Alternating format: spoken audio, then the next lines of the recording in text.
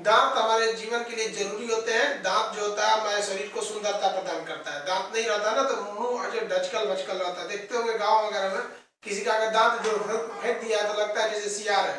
तो वो दांत जरूरी होता है। दांत से ही आपको चूहा छछूंदर में अंतर समझ में आ जाता है। देखते हैं ना उसका दांत आगे निकला रहता है। तो दांत बहुत जरूरी है सुंदरता के लिए। समझ में गया? अब दांतों के मेन चीज के बारे में समझते हैं। दांत का मेन काम क्या चीज होता है। देखिए, दांत सबसे पहले ये बने किस चीज के होते हैं? तो ये बहुत ही कठोर उत्तक के बने होते हैं। हालांकि बहुत पहले जब जीव विज्ञान अपने प्रारंभिक चरण में था तो दांतों को हड्डी में गिन लिया जाता था। दांत हड्डी में नहीं आते हैं। उच्च घनत्व तथा उच्च कठोरता वाले उत्तक से बने होते हैं हमारे दांत। इसका अध्ययन जो दांत कहलाता है वो ओडोंटोलॉजी कहलाता है। दांतों का अध्ययन ओडोंटोलॉजी कहलाता है। दांतों को सबसे ज्यादा क्षति अगर पहुंचती है तो फ्लोरीन गैस से पहुंचती है। फ्लोरीन, अगर फ्लोरीन पे दे देंगे ना दांत से तो दांत झड़ जाता है। फ्लोरीन के कारण इसको सबसे ज्यादा क्षति पहुंचती है। दांत के दो भाग होते हैं, एक आंतरिक भाग होता है और एक बाह्य भाग होता है। देखिए, दांतों के दो परत, बाहरी और आंतरिक में जो सबसे बाहर की पतली परत होती है ना, एकदम बाहर हल्का सा पतला परत होता है, वो इनामेल होता है। इनामल के कारण ये हमारा जो दांत होता है वो सफेद दिखता है। ये शरीर का सबसे कठोर भाग है। और आंतरिक परत को हम डेंटाइन कहते हैं। दांतों का 80 से 85% भाग डेंटाइन का ही होता है और बाहर की हल्की परत इनामेल होती है। तो इनामेल क्या होता है तो ध्यान से समझिए, सबसे बाहरी परत है। इनामेल और डेंटाइन दोनों बने होते हैं कैल्शियम फास्फेट के। लेकिन जो इनामेल होता है वो कैल्शियम फास्फेट के क्रिस्टलीय रूप, क्रिस्टल रूप उसे कहते हैं जिसकी एक आकृति फिक्स होती है। तो वो क्रिस्टलीय रूप को कैल्शियम एपेटाइट कहते हैं। तो जनरली अगर कहेगा कोई कि दांत किसके बने होते हैं तो कैल्शियम फास्फेट के बने होते हैं। आंतरिक भाग डेंटाइन वो कैल्शियम फास्फेट का होता है और बाहरी भाग जो इनामेल होता है वो कैल्शियम एपेटाइट का होता है। अब ध्यान दीजिएगा, ये सबसे कठोर भाग है, सबसे मजबूत नहीं है। सबसे मजबूत जबड़ा होता है जबकि सबसे कठोर भाग इनामेल होता है। तो ये आंतरिक और बाह्य भाग समझ में आ गया। अब दांत में दो कैटेगरी होते हैं, एक होता है मोनोफियोडोंट जो एक बार ही निकलता है और एक होता है डाइफियोडोंट। डाइफियोडोंट जो दोबारा निकल सकते हैं। तो डाइफियोडोंट को हम लोग दूध के दांत कहते हैं। वैसे दांत दूध के दांत कहलाते हैं जो दोबारा निकल सकते हैं। तो दोबारा निकलने वाले कुल जो दांत होते हैं वो 12 से 14 वर्ष की आयु में वो टूटने लगते हैं और फिर निकल जाते हैं। तो वैसे दांत जो दोबारा निकलते हैं उन्हें दूध के दांत कहते हैं। इनकी कुल संख्या जो होती है 20 होती है। दूध के दांत की कुल संख्या कितनी हो जाएगी? वो 20। तो अब आप बताइए, तो 20 दांत तो दोबारा टूट के निकले और टोटल दांत होते कितने हैं? 32। तो 32 में से 20 टूट के फिर निकल गया तो कहेगा कि मानव के जीवन काल में कितने दांत निकलते हैं? तो कितने दांत हो जाएंगे? 52 हो जाएंगे। जीवन काल में निकलने वाले दांतों की संख्या हो जाएगी 52। समझ में आ गया इतना? अब दांतों के प्रकार समझते हैं, जब तक इसका एक स्क्रीनशॉट लीजिए।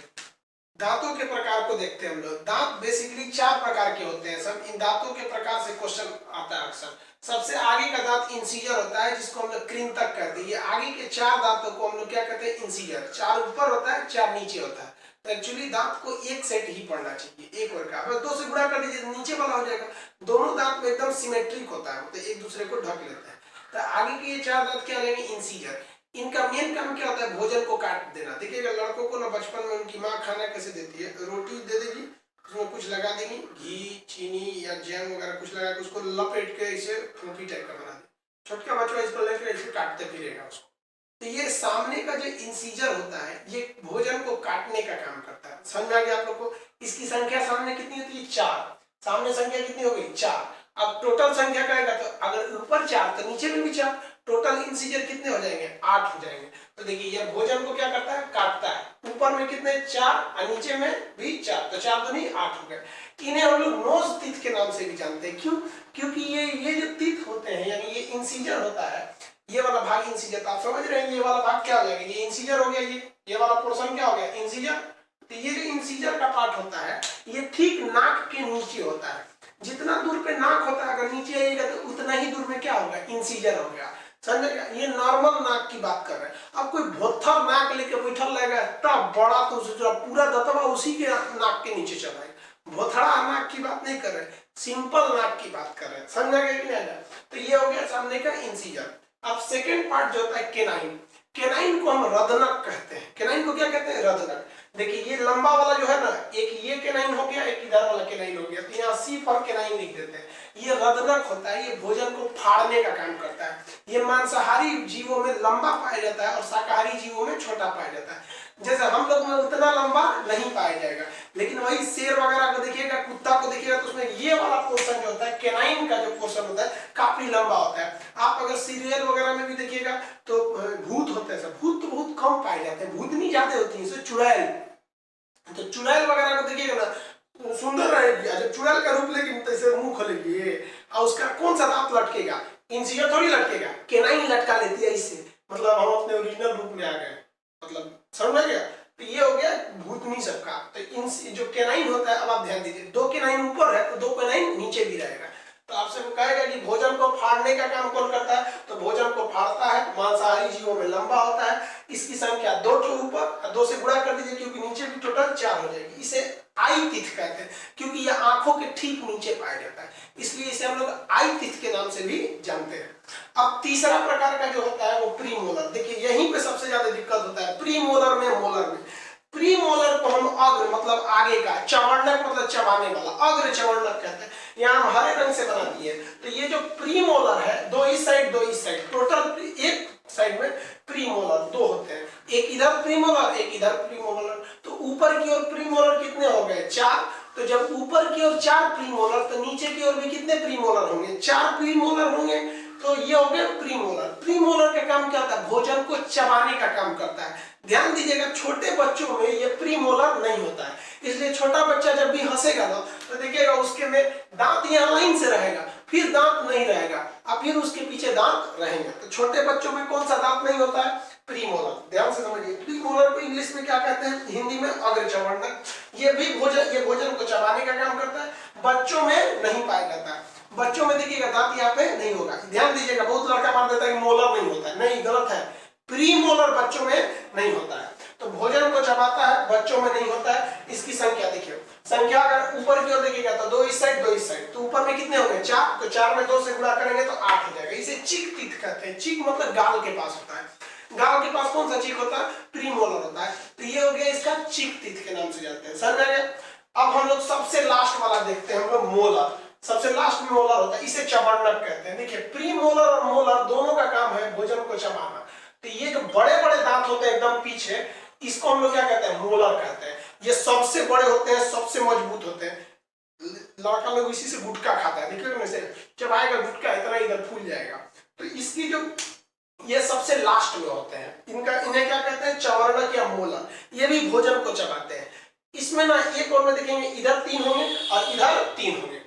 तब अगर देखिए 3 इधर 3 इधर, 6 तो ऊपर ही हो गया। तो टोटल मोलर कहेगा तो 6 तो बाबू ऊपर ही हो गया और नीचे भी उतना ही होते हैं, तो 6 दूनी 12। समझा क्या। अब ध्यान दीजिए, इसका काम है चबाने का। अब ये तो हो गया भाई प्रीमोलर, इधर वाला क्या हो गया, मोलर। मोलर में भी 3 molar, first molar, second molar, third molar. First molar, second molar, third molar. Molar 3 type के होते हैं, ठीक हो गया। अब इन तीनों मोलर में से जो थर्ड मोलर होता है, ये छोटे बच्चों में नहीं पाया जाता है। ध्यान से समझिएगा, मोलर में से थर्ड मोलर छोटे बच्चों में नहीं पाया जाता है, थर्ड मोलर नहीं पाया जाएगा। तो कई लोग करते हैं कि नहीं, बच्चों में मोलर ही नहीं पाया जाता। ये तो गलत है ना। अरे भाई 3 में से 1 तो नहीं पाया जाता है, कौन सा नहीं पाया जाता है, तो थर्ड मोलर बच्चों में नहीं पाया जाता है। बाकी तो दोनों मोलर पाए जाते हैं। तब आप ही बताइए ना, प्रीमोलर तो साफ पाया ही नहीं जाता है, दोनों प्रीमोलर नहीं पाए जाते हैं। अब मोलर में से 3 तो में से 2 तो पाया ही जाता है। तो कहेगा कि कौन सा मोलर नहीं पाया जाता है, तो थर्ड मोलर। कहेगा कौन सा दांत नहीं पाया जाता है, तो प्रीमोलर नहीं पाया जाता है। समझा गया। तो भोजन को ये भी क्या करता है, चबाने का काम करता है। थर्ड मोलर बच्चों में नहीं पाया जाता है। इससे हम लोग क्या कहेंगे, देखिए ध्यान से, इसे हम लोग विजडम टीथ कहते हैं। विजडम मतलब है बुद्धि। अमूमन ये 24 वर्ष की आयु में आता है। कहा जाता है कि ये 22 से 24 वर्ष जब उम्र होती है तब आता है। ऐसा कोई जरूरी नहीं है, बहुत लड़कों का पहले भी आ जाता है। इसमें कोई लड़का, अब हम मैट्रिक का एग्जाम दे रहे थे तो मेरा मोलर निकल रहा था, तो इसमें कोई जरूरी नहीं है, एक एवरेज माना गया है। एक्सेप्शनल में कुछ लोग का पहले भी आ जाता है। तो ये हो गया आपका मोलर। तो ध्यान से समझना आगे आप लोग को तो विजडम टीथ किसे कहते हैं? अक्ल दांत, अक्ल दांत बोला जाता है किसको? मोलर को। इसलिए देहात में भी कहा जाता है कि जब मोलर निकलते रहता है, चहुआ जो कहते हैं कि बाबू का अब अकल निकल रहा है, असली अकल इसी से होता है। तो दांतों के प्रकार समझ में आ गया। सामने जो है वो कौन सा हो गया? Incisor, canine, premolar, molar. Incisor, canine, premolar, molar. बच्चों में कौन सा दांत नहीं? तो प्रीमोलर।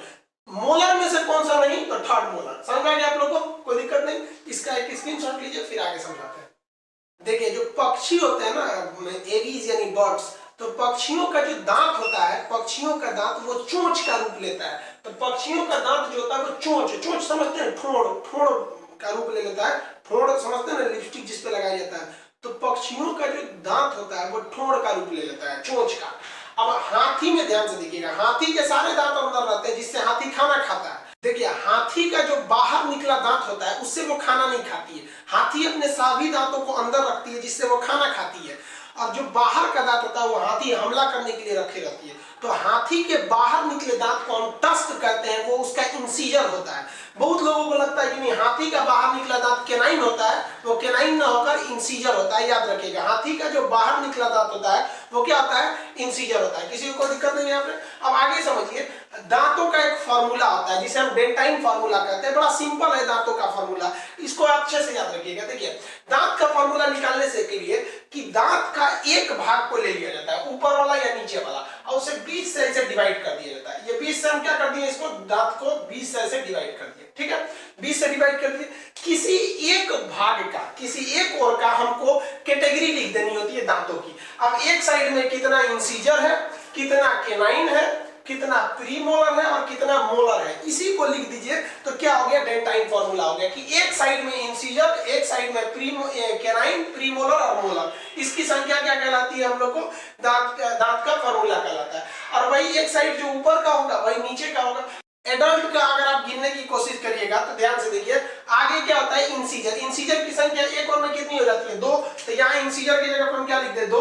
अब बताइए एक और केनाइन कितना है? 1। तो यहाँ लिख देंगे 1। अब केनाइन के बाद प्रीमोलर, तो प्रीमोलर कितने होते हैं? एक साइड में तो 2 होते हैं। और मोलर कितने होते हैं? 3 होते हैं। बस ये ऊपर का हो गया।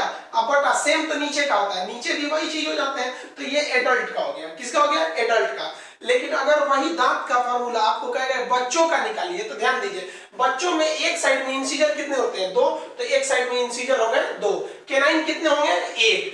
अब याद कीजिए, हम बताए थे कि प्रीमोलर तो बच्चों में होता ही नहीं है, तो प्रीमोलर के जगह पे हम क्या लिखेंगे? 0।